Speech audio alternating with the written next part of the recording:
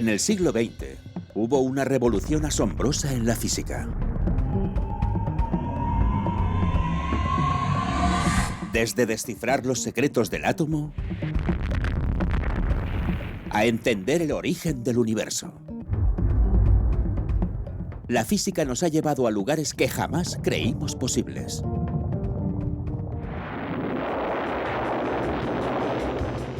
También fue un siglo en el que pudimos ver y escuchar por primera vez a los científicos en sus propias palabras. Empecé a ver algo curioso en los registros. No me enteré, porque probablemente estaría soñando despierto. No puedo parar. Podría hablar eternamente. Empezamos a aprender no solo sobre la ciencia, sino sobre los hombres y mujeres tras ella. Y cuanto más sabíamos sobre estos científicos, más claro teníamos que sus personalidades, excentricidades y rivalidades Estuvo demasiado seguro, demasiado rápido. fueron fundamentales para sus descubrimientos. De hecho, es imposible entender la revolución del siglo XX en la física sin saber primero quiénes eran de verdad estos hombres y mujeres. Tú quieres descubrir qué origen puede ser. Grandes científicos en sus propias palabras. Los secretos del universo.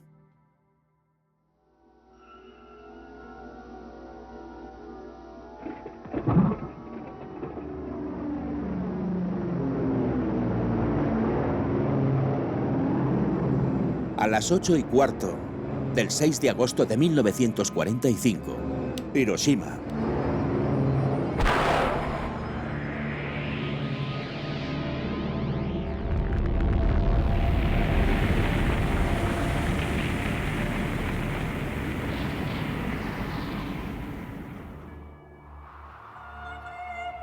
Y el mundo presenciaron el poder de la física.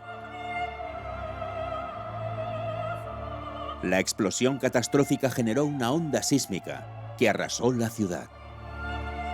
Creó una gran tormenta de fuego e inundó a cada ser viviente con una radiación letal. Más de 60.000 personas murieron al instante. La bomba atómica sacudió al mundo, generando una escala de destrucción jamás vista antes. También rompió el corazón del científico más famoso del mundo. El hombre que inició la revolución del siglo XX de la física y dedicó su vida a la paz mundial y la igualdad. Es imposible alcanzar la paz mientras cada acción se aborde con un posible futuro conflicto en mente. El punto de vista principal de todas las acciones políticas debería ser qué podemos hacer para generar una coexistencia pacífica y una cooperación leal entre naciones. Hiroshima destrozó a Albert Einstein. No solo porque ponía a prueba sus ideales, sino porque sentía que había participado en el desarrollo de la bomba. Lo que más pesaba en la conciencia de Einstein fue una carta que firmó en 1939. Estaba dirigida al presidente de Estados Unidos, Roosevelt, y animaba a los estadounidenses a construir la bomba para disuadir a los nazis. Einstein sabía que su firma tendría más peso que ninguna otra. Después de todo, era el científico más famoso del mundo. Una superestrella científica. ¿Qué opina de la ley seca, profesor? Yo no bebo, así que me da igual. Einstein no trabajó en el proyecto de Manhattan que construyó la bomba. Pero desde el momento en que se enteró de la muerte de decenas de miles de civiles inocentes en Hiroshima, se arrepintió profundamente de haber firmado la carta. Pero había otra forma más fundamental en la que Hiroshima pesaba en la conciencia de Einstein. Porque la ecuación que lo hizo famoso, la ecuación que simboliza la revolución científica que había creado, fue la misma ecuación en la que se basó la bomba atómica. E igual a mc al cuadrado. La ecuación E es igual a m por c al cuadrado en la cual la energía es igual a la masa multiplicada por la velocidad de la luz al cuadrado, demostró que varias cantidades de masa pueden convertirse en una gran cantidad de energía.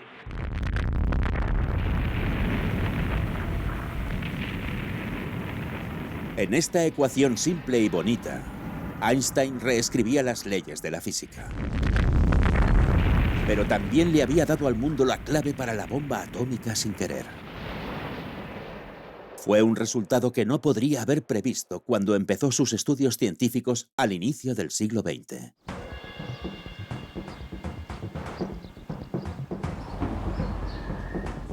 Einstein empezó a trabajar con E igual a mc al cuadrado en su veintena. Entonces, solo era un joven trabajando a oscuras en una oficina de patentes en Berna, Suiza. Pero tenía una fascinación por la luz, el espacio y el tiempo. Leía mucho mientras estaba en la oficina de patentes, leía por las noches y los fines de semana y había un grupo informal de científicos en Berna. Estaba muy metido en conversaciones sobre ciencia, aunque su trabajo era gestionar patentes. A pesar del grupo, Einstein hizo su mejor trabajo solo. Su método era crear experimentos mentales que formulasen preguntas simples y profundas. Preguntas como, si viajo en un tranvía, ¿el tiempo pasa de forma diferente para mí dentro del tranvía comparado con la gente fuera en la calle? Y si me alejase desde una torre de reloj en un haz de luz, ¿mi reloj de muñeca y el de la torre darían la misma hora? En cualquier área que observase encontraba las pequeñas inconsistencias, las cosas que no tenían sentido, las cosas que, en retrospectiva, parecían un poco retorcidas cuando hay diferentes explicaciones del mismo fenómeno. Y él se centraba en esos flecos y los eliminaba por completo y proporcionaba algo nuevo que le daba claridad a la situación. Y eso era muy característico de la forma en la que operaba en todos esos campos. Einstein pasaba mucho tiempo concentrado, considerando los resultados de sus experimentos mentales, que culminarían en dos teorías innovadoras que establecerían las bases de la física moderna. Primero vino su teoría de la relatividad especial. Proponía un nuevo concepto radical del tiempo y el espacio, sugiriendo que no son absolutos y que pueden cambiar dependiendo del movimiento relativo de los objetos y sus observadores. Una serie de ideas que también le llevó a la E igual a mc al cuadrado. Después llegó su teoría general de la relatividad, que le dio a los físicos una nueva forma de entender la gravedad. En vez de ser una fuerza, ahora era una propiedad de la curvatura del espacio y el tiempo. Fueron nuevas teorías innovadoras, productos de la imaginación vívida de Einstein, su creatividad y ambición. La libertad e independencia que disfrutó en Berna, lejos de las formalidades académicas, le dio el espacio para formular algunas de las ideas más originales de la ciencia. Cuando otros científicos empezaron a apoyar estas teorías, Einstein se vio catapultado hacia la fama mundial. Einstein tenía la reputación de ser muy apacible, muy tímido antes de que se anunciasen todos estos resultados. Pero estuvo totalmente a la altura, le encantaba y se iba de giras y hablaba con la gente. Sus ponencias no fueron siempre muy buenas. Y hay un informe de Oxford de un estudiante que decía, cuando entró, el profesor Einstein arrastraba los pies y parecía un poco alicaído y triste, pero cuando el público se levantó y aplaudió, Einstein revivió de repente y su cara se iluminó. Obviamente necesitaba esa adoración pública. ¿Puede mirar a la luz? Deme la mano. El público se quedó prendido de la imagen divertida de Einstein en vez de intentar entender sus teorías complicadas. La élite intelectual lo trataba como a un dios. Ptolomeo creó un universo que duró 1400 años. Newton también creó un universo que ha durado 300 años. Einstein ha creado un universo y no puedo decirles cuánto durará.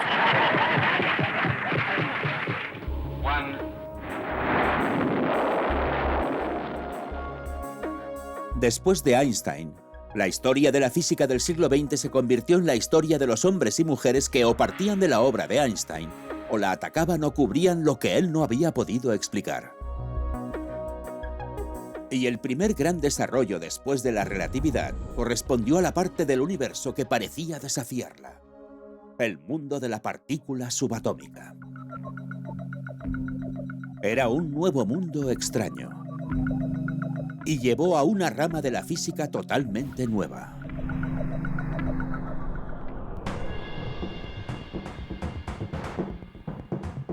Se llamó teoría cuántica y se caracterizó por ideas disparatadas y gente más bien disparatada.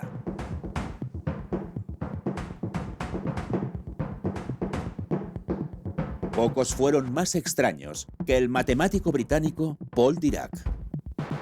Su intelecto competía con el de Albert Einstein, pero en personalidad Dirac no podría ser más diferente. Para hablar de la historia de la mecánica cuántica, el físico inglés Paul Dirac. La mecánica cuántica la descubrió hace 40 años Heisenberg. Poco después, la volvió a descubrir independientemente, de una forma diferente, Schrödinger. Heisenberg y Schrödinger nos dieron una teoría maravillosa. Hubo mucha gente que la cogió y la desarrolló. Yo fui uno de ellos. Era un hombre muy extraño.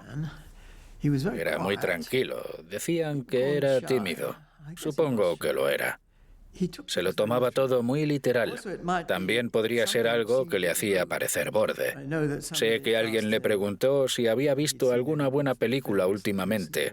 Supongo que alguien sentado con él en la mesa de honor del St. John's College y le dijo, ¿por qué quieres saberlo?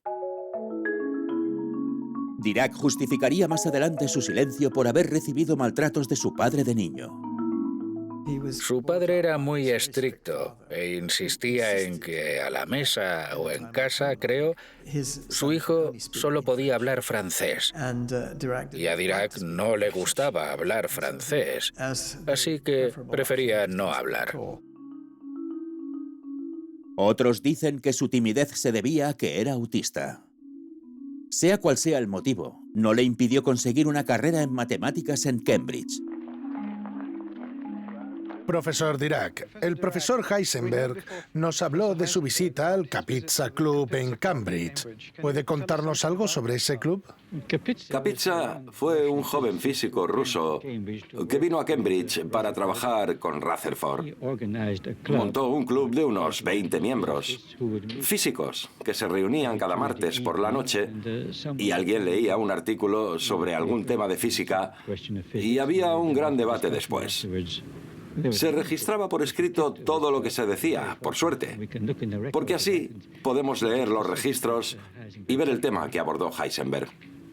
No recuerdo si habló de su nueva teoría en ese momento. Si lo hizo, no me enteré, porque probablemente estaría soñando despierto. No escucho todo lo que dice un ponente. A pesar de soñar despierto, Dirac destacó como un talento brillante y fresco en el nuevo campo de la teoría cuántica. Lo invitaron a hablar en el evento internacional de física más prestigioso, la Conferencia Solvay. Pocos meses después, publicó una ecuación que solucionaba uno de los mayores problemas de la física y se convirtió en su trabajo más trascendental. Supongo que lo más conocido de Dirac es la ecuación de Dirac. Y recuerdo ir a ponencias en las que la gente decía, la ecuación de Dirac es la ecuación más precisa de la ciencia. No sé si lo diríamos ahora, pero es la ecuación del electrón. Fue en parte para solucionar un problema que se encontraba la gente. No podían describir las partículas de acuerdo con la relatividad.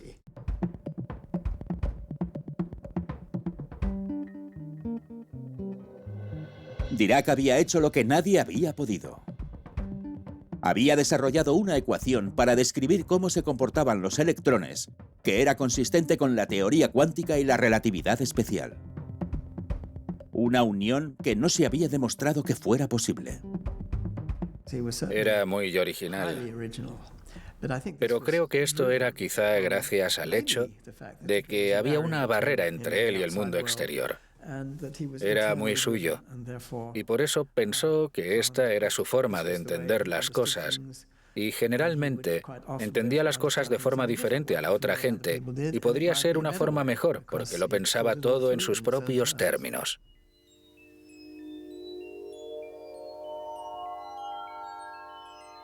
Además de explicar cómo se comportaban los electrones, desarrolló una teoría de electrodinámica cuántica que describía interacciones entre electrones y luz. El entendimiento único de Dirac sobre las partículas subatómicas le hizo ganar un premio Nobel y provocó una serie de avances en la física cuántica. Pero a pesar de todos sus éxitos, Dirac nunca se convirtió en un personaje famoso. A diferencia de Einstein, la atención le incomodaba, así que evitaba los focos siempre que podía. Le interesaban otras cosas aparte de la ciencia, pero eran algo sorprendentes. Le interesaban los dibujos animados, Mickey Mouse y cosas así. Le interesaban cosas en las que el contenido emocional no tenía mucho peso, pero también hay una historia sobre una obra o un libro, no recuerdo bien, de un autor ruso, quizás Dostoyevsky. Alguien le preguntó: ¿qué le parece? ¿Le ha gustado? Y dijo, bueno, en un momento el escritor se equivocó. Y dijo que el sol había salido 2 veces en el mismo día. Eso era lo que solía destacar sobre los clásicos, en vez de comentar el impacto emocional.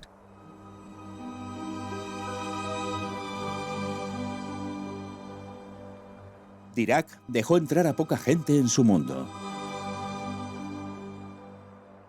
Su mujer sé que era hermana de un físico cuántico muy distinguido, o físico matemático, Eugene Wigner, que fue un autor muy importante en los inicios de la mecánica cuántica.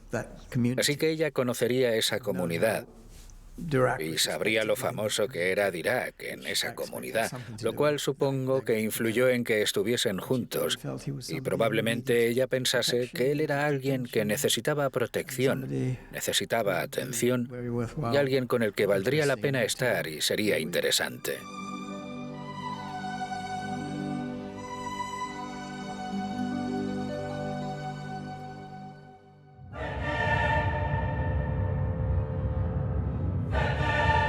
Mientras Dirac desarrollaba las bases de la mecánica cuántica, explicando el mundo de lo diminuto, otros científicos trabajaban en la escala opuesta, explorando los límites del universo conocido. La relatividad general nos había llevado a la idea de que vivimos en un universo en expansión, y las observaciones lo confirmaron. Pero esto generó una pregunta fundamental. ¿El universo tuvo un comienzo?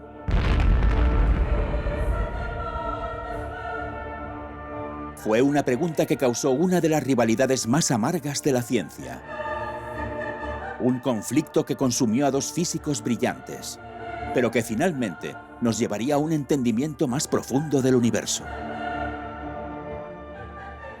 Como probablemente ya sepa, hay 2 formas de cosmología, de lo que se habla desde el Big Bang y del estado estacionario, al cual me sumo, en el que las galaxias tienen que estar formándose constantemente. Fred Hoyle era el hijo de una comerciante de lana y un rudo hombre de Yorkshire que creía que el universo no tenía comienzo ni final.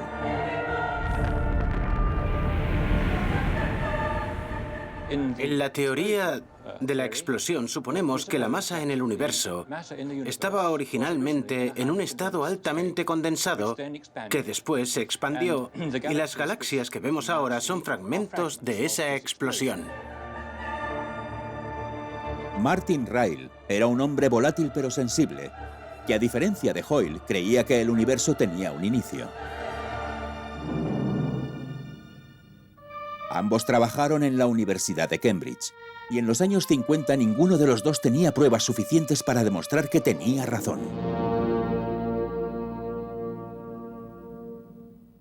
Yo conocí a Fred Hoyle después de 1965, cuando era estudiante, pero ya era consciente de que había sido una gran figura en la historia del tema.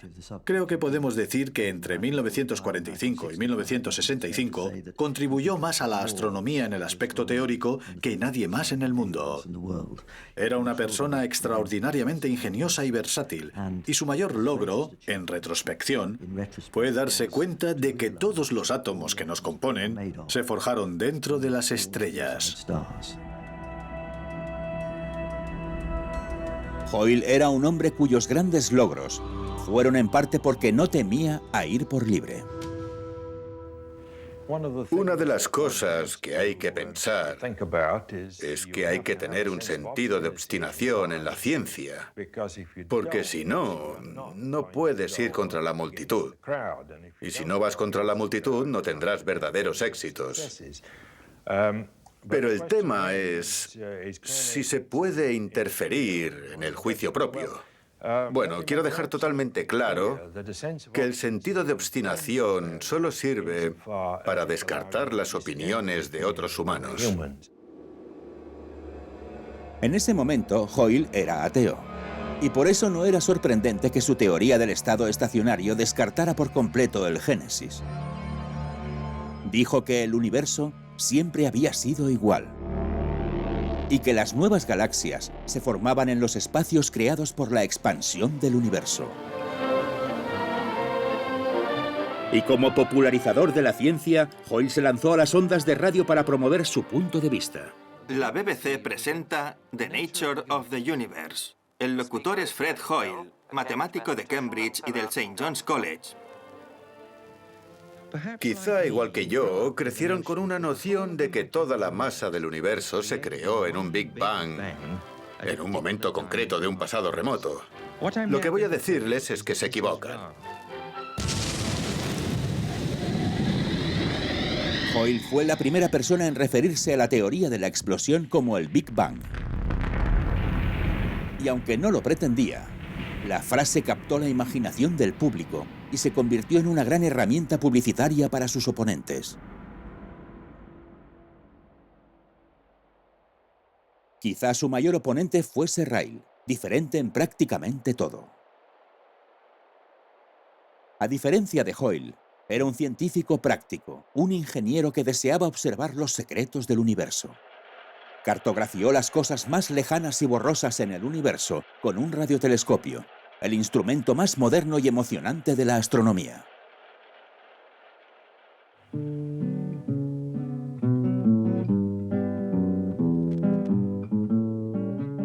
Este es Martin Ryle, miembro de la Royal Society, profesor de radioastronomía en la Universidad de Cambridge. Recibimos radiaciones naturales como la luz de una estrella. Y si escuchamos esas ondas radiofónicas, como en el caso de una fuente distante y señales, lo que oímos es un ruido de interferencias. Martin Ryle era ante todo un técnico e ingeniero brillante, pero combinaba eso con ser alguien que entendía la teoría de lo que hacía y la importancia que tenía. Y creo que es importante tener en cuenta que después de invertir tantos años y esfuerzo en desarrollar un nuevo telescopio pionero y construirlo y hacer el esfuerzo de conseguir el dinero, etc., obviamente era muy importante asegurarse de que hacía un trabajo relevante y por eso era naturalmente sensible ante las críticas del producto. Así que cuando el teórico Fred Hoyle cuestionó públicamente la precisión de los primeros datos obtenidos por su telescopio, Ryle estaba destrozado. Creo que se tomó las críticas muy en serio. Era parte de su personalidad. A diferencia de Fred Hoyle, no se le daba bien discutir.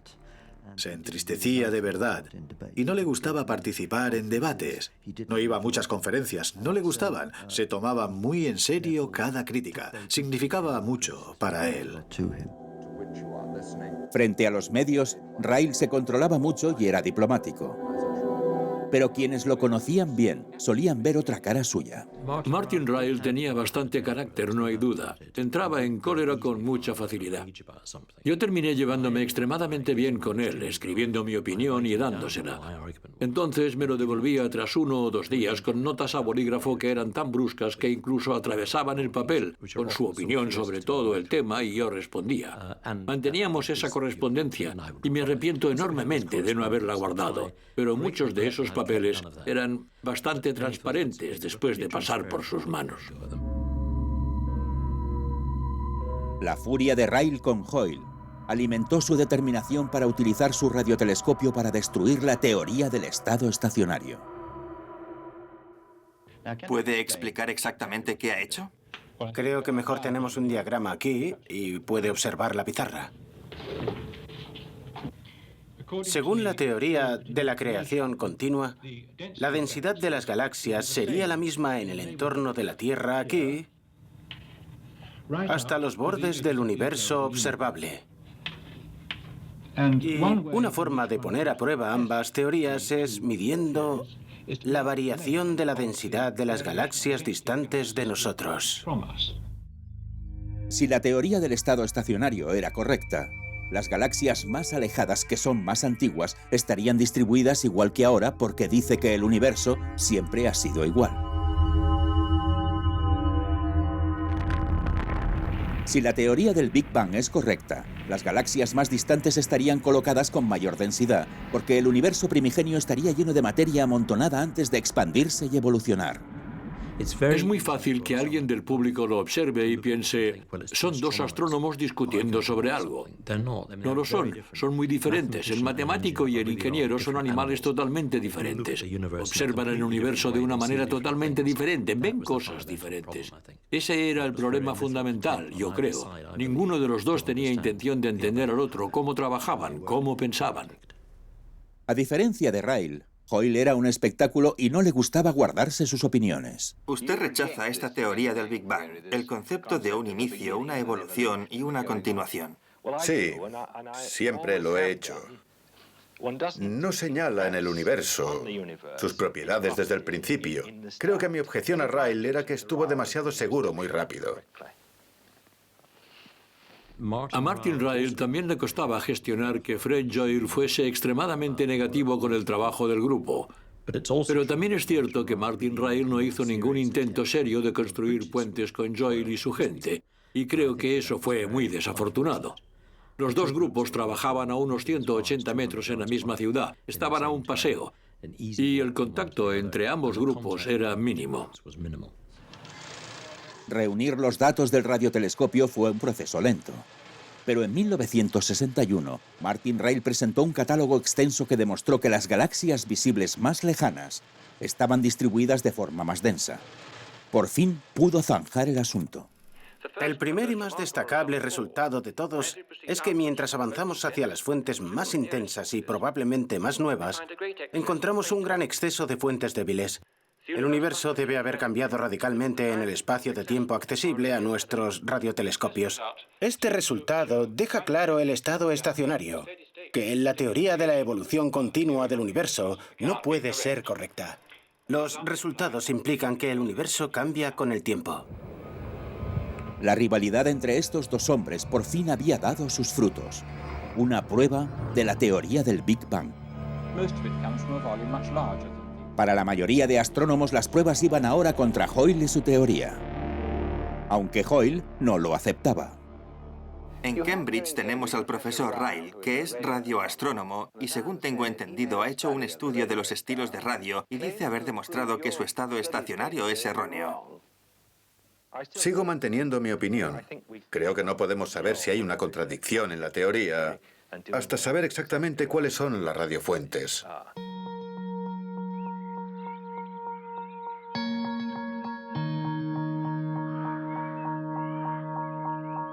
Incluso cuando el resto de la comunidad científica aceptó la teoría del Big Bang, Hoyle se negó a unirse.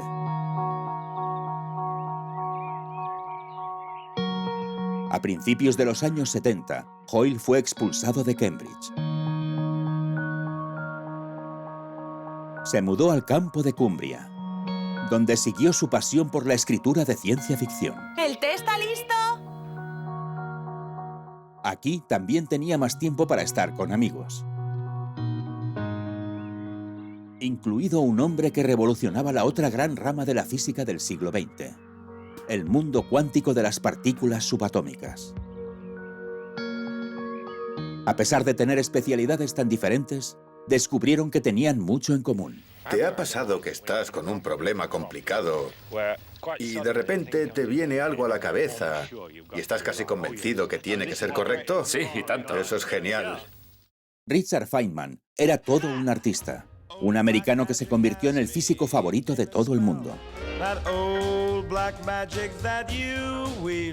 Era un matemático brillante, loco por los pilares más pequeños y fundamentales del universo.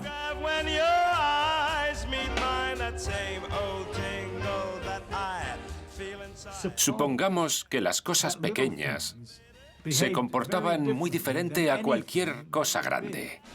El comportamiento de las cosas en pequeña escala es fantástico. Es maravillosamente diferente y divertido. Yo pienso en estas cosas. No puedo parar. Podría hablar eternamente. Era carismático, cautivador y entusiasta. Un bromista que tocaba los bongos, que veía la vida y la ciencia con cierta diversión. Los átomos no se comportan como pesos en un resorte tras un golpe, ni tampoco como representaciones en miniatura del sistema solar con planetitas girando alrededor en órbita. No se comportan como nada que hayan visto antes. Bueno, hay una simplificación. Al menos un electrón se comporta exactamente igual respecto a los protones. Ambos son caóticos, pero exactamente de la misma forma. Como hombre cuántico, Feynman se inspiraba en el gran Paul Dirac. Hay una fotografía maravillosa en la conferencia de Varsovia de Feynman hablando con Dirac, donde Dirac está apoyado y Feynman está gesticulando mucho y son personalidades muy diferentes, muy diferentes. Dirac era introvertido y tenía miedo de decir cosas a no ser que estuviera seguro, y Feynman decía todo lo que se le ocurría, pero generalmente tenía razón. A pesar de las diferencias de personalidad, a ambos les fascinaban las mismas cosas. De hecho, Feynman estaba especialmente interesado en resolver un enigma que estaba en el corazón del trabajo de Dirac sobre la electrodinámica cuántica. Leí el libro de Dirac y había unos problemas que nadie sabía resolver. No entendía el libro muy bien porque no estaba preparado. Pero en el último párrafo, al final del libro, decía: se necesitan nuevas ideas. Y ahí estaba yo. Así que empecé a pensar en nuevas ideas. Aunque la descripción matemática de Dirac sobre cómo interactuaban los electrones y los protones era innegablemente correcta, las ecuaciones confundían a los físicos porque a veces producían soluciones disparatadas como infinito. Feynman había seguido su camino y dijo: no necesito todas estas complicaciones, estos formalismos y matemáticas. Vayamos justo a la ruta de lo que intentamos hacer. La seguridad de Feynman, su creatividad y su enfoque directo llevaron a una solución radical del enigma de Dirac. Es como construir un castillo de naipes. Con cada carta tiemblas. Y si te olvidas de una, se te cae todo. No sabes cómo has llegado ahí y tienes que volver a empezar. La respuesta de Feynman apareció en forma de diagramas. Pequeñas imágenes que representaban cada paso de las ecuaciones. Podían ser manipuladas, utilizadas para simplificar los cálculos complicados, eliminar los infinitos y producir respuestas útiles para hacer predicciones precisas sobre el mundo. Físicos de todo el mundo empezaron a utilizar los diagramas. Feynman había desbloqueado el potencial de la electrodinámica de Dirac.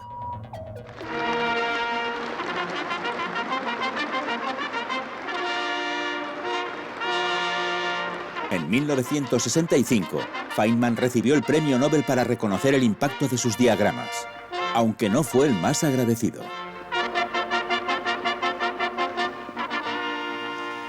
No me gustan los honores.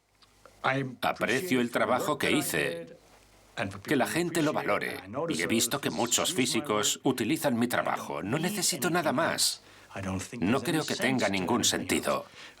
Creo que no tiene sentido que alguien en la Academia Sueca decida que este trabajo merece un premio. Ya tengo el premio. El premio es el placer de haberlo descubierto, la emoción de descubrir, la observación de la gente usándolo. Esas son las cosas reales. Los honores no me parecen reales. Para Feynman, el verdadero premio era comunicar su pasión a los demás, y se le daba muy bien. Las cosas sólidas están formadas por átomos que, aunque se menean, nunca se salen del sitio.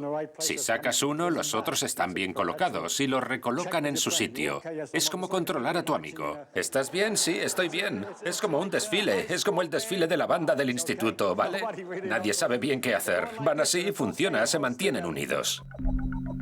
Los alumnos acudían a sus clases y buscaban su compañía siempre que podían. No quiero tomarme esto en serio. Creo que deberíamos divertirnos imaginándolo, no preocuparnos. No se aprende si preguntan al final. De otro modo, sería una asignatura terrible.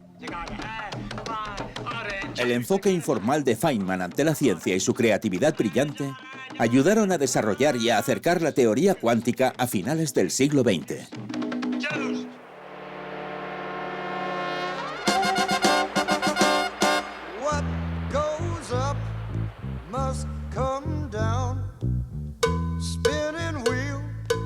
A la par de la revolución en la física cuántica, los científicos también hacían grandes descubrimientos astronómicos.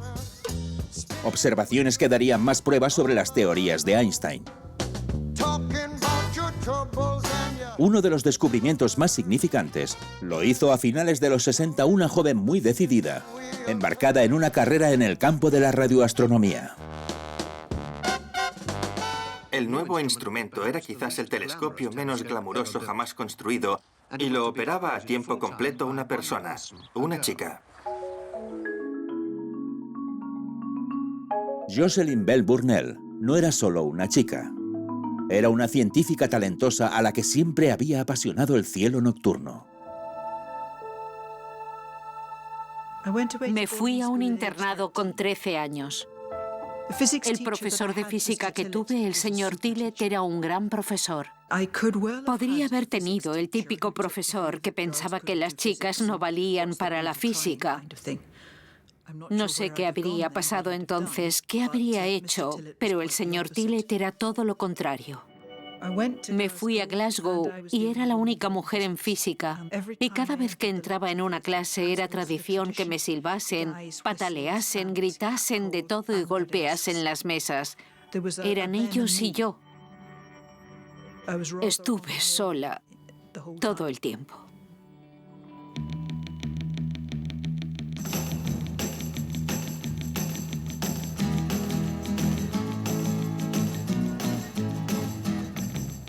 A principios de los 60, Bell Burnell empezó su doctorado como parte del grupo de radioastronomía de Martin Ryle en la Universidad de Cambridge. Había encontrado su hogar espiritual. Aquí, la enseñanza inspiradora y los problemas en la Universidad de Glasgow empezaron a dar sus frutos.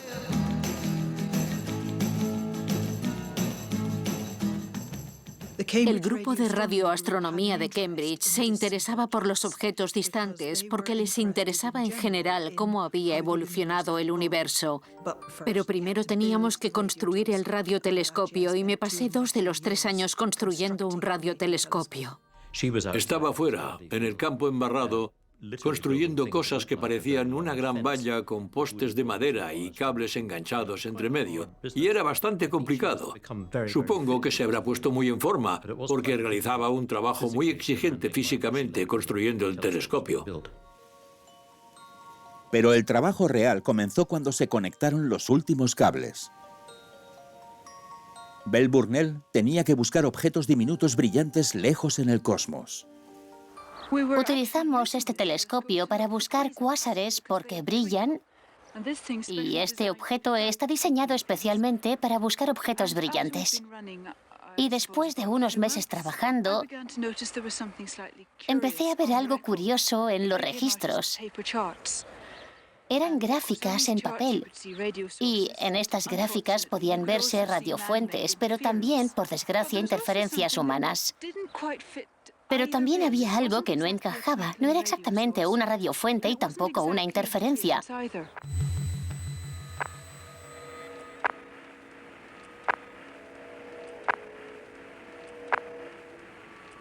Las primeras reacciones hicieron pensar que sería algo artificial. Incluido el supervisor de Bell Burnell, Anthony Hewish, que estaba convencido de que tenía que haber una explicación terrestre para la anomalía de la gráfica de papel. Escribimos a todos los observatorios astronómicos en Gran Bretaña para preguntar si tenían algún programa en marcha que pudiese causar radiointerferencias. Pero los observatorios dijeron que no había nada interfiriendo con su telescopio. Es muy fácil, mientras se investiga, intentar pasar por alto las cosas que no encajan en tu visión. Es mucho más fácil y más conveniente que buscarle una explicación.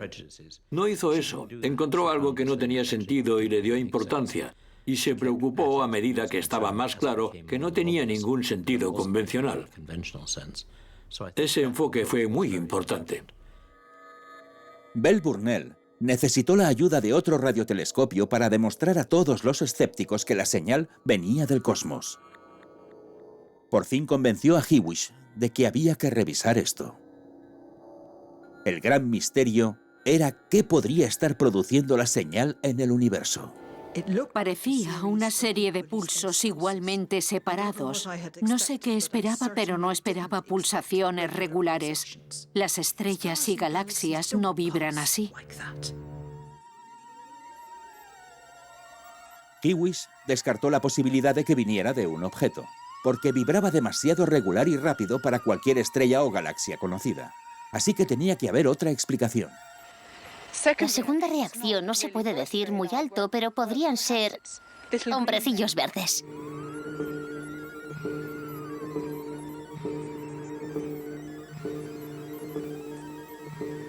Mientras los líderes del grupo de radioastronomía empezaron a considerar su respuesta a la comunicación alienígena, Bell Burnell seguía sin estar convencida y volvió a su telescopio. Era muy reservada, muy para adentro. Alguien que se lo guardaba todo. No era muy sociable en el grupo. No es que fuese un grupo especialmente sociable. Había gente que se reunía, pero ella tendía a estar sola y lo prefería.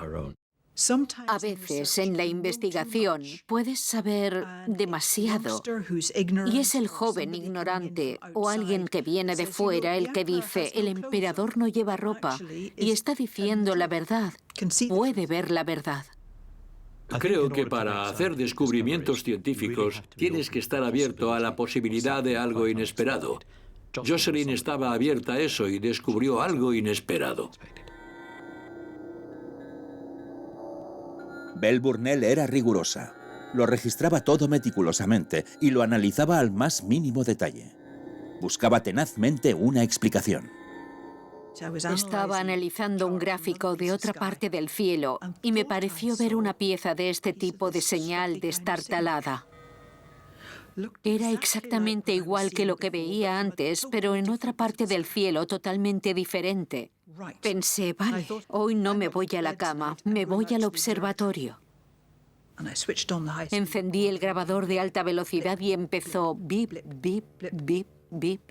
Claramente la misma familia, el mismo tipo de estrella. Y fue genial, fue una maravilla. Aquí la gente dice que si obtienen 3 señales al mismo ritmo, es muy inusual. Si obtienen 4, sería fenomenal. Pues aquí tienen pulsos igualmente espaciados durante las 24 horas desde noviembre. Era más fácil con el segundo y ha sido un gran alivio en muchos sentidos porque eliminó la posibilidad de que fuesen hombrecillos verdes. Es muy poco probable que muchos hombrecillos verdes nos enviasen señales a la misma frecuencia, todos a la vez. Tras descartar a los hombrecillos verdes, tenía que ser un objeto cosmológico totalmente nuevo, comportándose de una forma que los astrónomos no habían imaginado. Las señales del universo, que casi se consideran un error, cautivaron al mundo. Los nuevos objetos fueron llamados púlsares y latían de forma regular. Para Bell Burnell, fue una reivindicación personal por sus años de lucha. Ver el artículo impreso fue tremendo. Y recuerdo enviarle una copia del artículo a mi profesor de física. ¿Su profesor de física en el Mount? Sí, mi profesor de física en el Mount. ¿Y cómo reaccionó? Ya había avisado a la escuela. Había mucha publicidad. El señor Tillett lo había visto y se lo dijo a la escuela. Poca gente se dedica profesionalmente a la física y muy pocas mujeres de mi generación. Así que el señor Tillett siguió mi carrera con interés y me alegró mucho que siguiese vivo cuando lo descubrí. Tras investigar, se descubrió que los púlsares son los restos densos de estrellas muertas girando rápidamente que emiten rayos de radiación. Con cada rotación, el rayo entra y sale de la visual de la Tierra. Cuando se encuentran en parejas, se van acercando gradualmente. Este comportamiento indicaba la existencia de ondas gravitacionales, distorsiones en el espacio-tiempo producidas por objetos masivos. Es un fenómeno que predijo la teoría de Einstein sobre la relatividad general. Era la prueba más fiable hasta el momento para la teoría que había desarrollado Einstein utilizando solo el poder de las matemáticas y el pensamiento abstracto.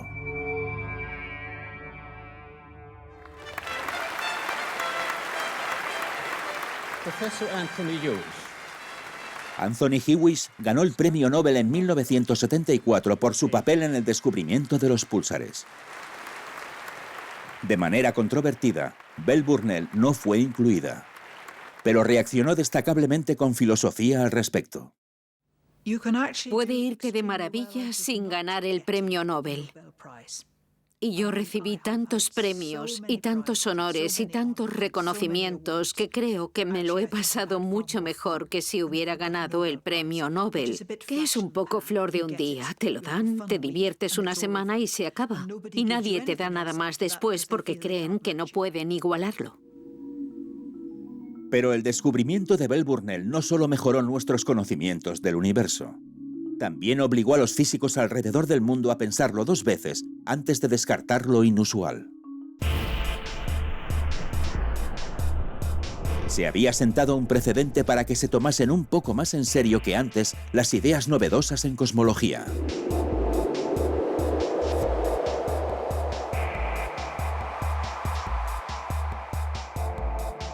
Una buena noticia para otro estudiante de doctorado de Cambridge, que no solo defendía una idea rechazada por otros físicos, sino que luchaba también por su propia batalla personal.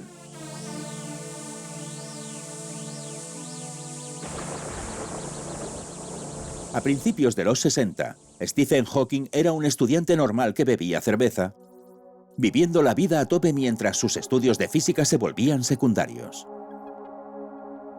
Sin embargo, su vida cambió para siempre cuando con 21 años le diagnosticaron la enfermedad de la motoneurona. Le dieron 2 años y medio de vida. Siempre me pregunté cómo pudieron ser tan precisos. Al principio me deprimió, parecía empeorar muy rápido. No le veía sentido a hacer nada o trabajar en mi doctorado, porque no sabía si viviría lo suficiente para terminarlo. Mientras luchaba por asumir el diagnóstico, Hawking se enamoró y se casó con una amiga de la familia, Jane Wilde. No lo habría conseguido sin ella. Prometerme con ella me sacó de la depresión en la que estaba, pero después las cosas empezaron a mejorar. La enfermedad se desarrollaba más despacio y empecé a progresar en mi trabajo. Su ánimo mejoró, pero Hawking creía que no le quedaba mucha vida. Motivado por su propia mortalidad, estaba decidido a completar su doctorado en Cambridge. En él, aplicó la relatividad general a lo que vemos en el universo y demostró que en el Big Bang tuvo que haber lo que conocemos como singularidad, un punto infinitamente pequeño y denso en el espacio-tiempo. En la década de los 60, era algo que la mayoría de físicos no creían que existiese. Roger Penrose fue uno de sus examinadores. Era muy bueno recogiendo ideas. Vino a Londres cuando yo daba una charla sobre algo cosmológico. Recuerdo que hacía preguntas especialmente incómodas. Bueno, eran buenas preguntas, pero tuve que pensar un poco antes de poder responderle. Un tipo complicado, diría. No le daba miedo comentar cosas que un estudiante joven normalmente no se atrevería. No era nada tímido en ese sentido. Hawking se quedó en la Universidad de Cambridge y su carrera en astrofísica iba de un éxito a otro. Aunque había superado la esperanza de vida del diagnóstico original, su salud se deterioraba inevitablemente. Podía hablar un rato, pero solo eran capaces de entenderlo sus amigos más cercanos.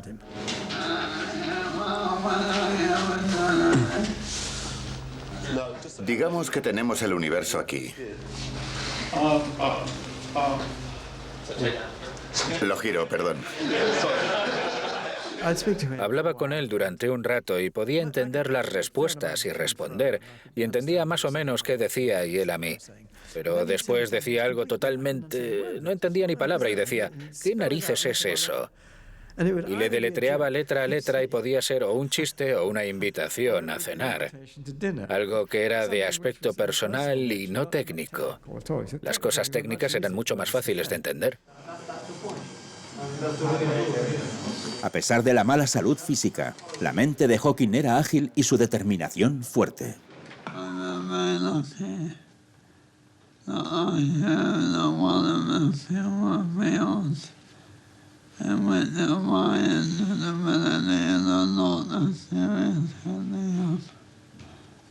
Stephen tiene suerte de haber elegido uno de los pocos campos en los que su estado no es una discapacidad seria. Porque la mayoría de su trabajo es pensar.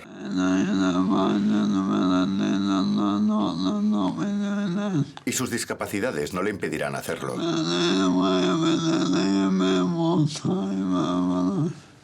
En cierto modo, le dan más tiempo para pensar.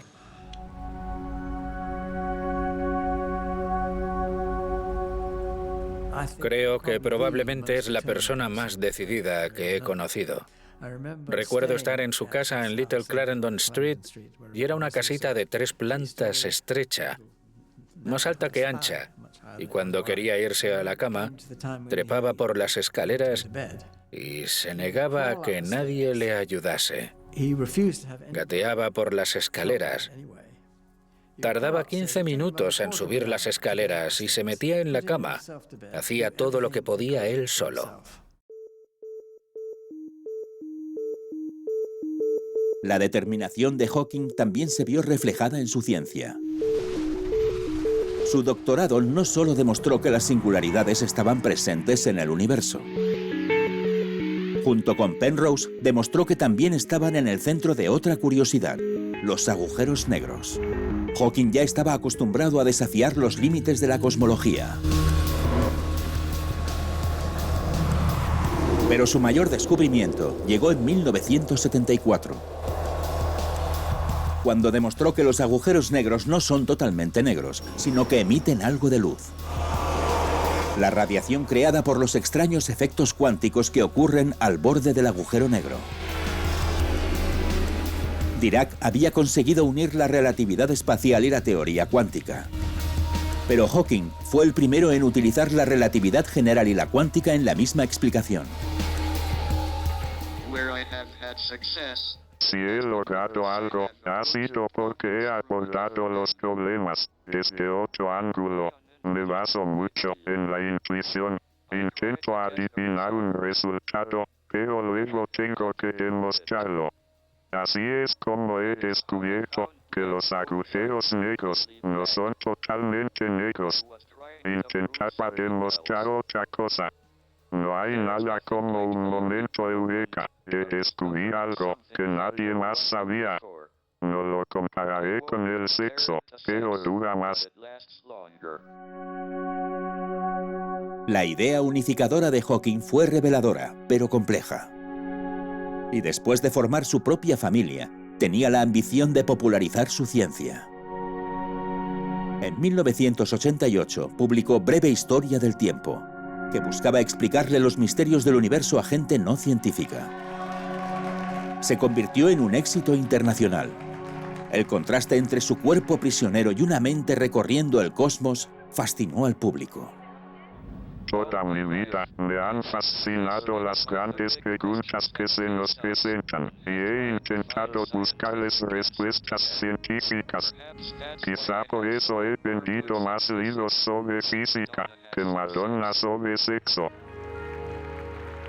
Fue catapultado a la fama y se convirtió en el científico vivo más famoso. Claramente le gustaba su fama. Se notaba que era algo que disfrutaba mucho, estar muy rodeado. Tenía ese elemento de talento para el espectáculo. La facilidad de Hawking para divulgar ciencia abrió una ventana hacia el cosmos y nos permitió a todos maravillarnos por su gloria.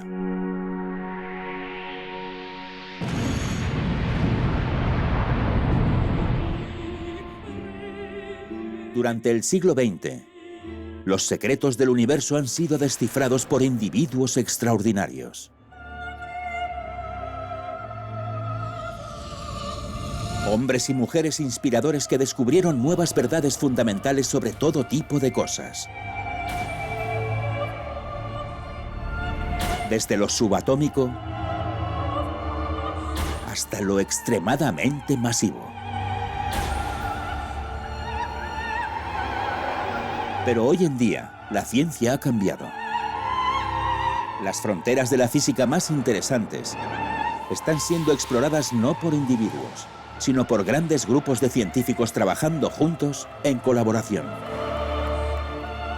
El tema ahora es mucho más sofisticado. Ya seas astrónomo espacial, astrónomo óptico o físico de partículas, dependes de instrumentos muy grandes. En CERN, por ejemplo, están los diseñadores de herramientas, los operadores del instrumento, los que analizan los datos, los fenómenos en Stanley, teóricos que intentan darle sentido a todo en un nivel más profundo. La historia de la física en el siglo XXI es un esfuerzo más colectivo. Y aunque echemos en falta las personalidades individuales, es un precio que tendremos que pagar para tener la posibilidad de descifrar los secretos del universo pendientes.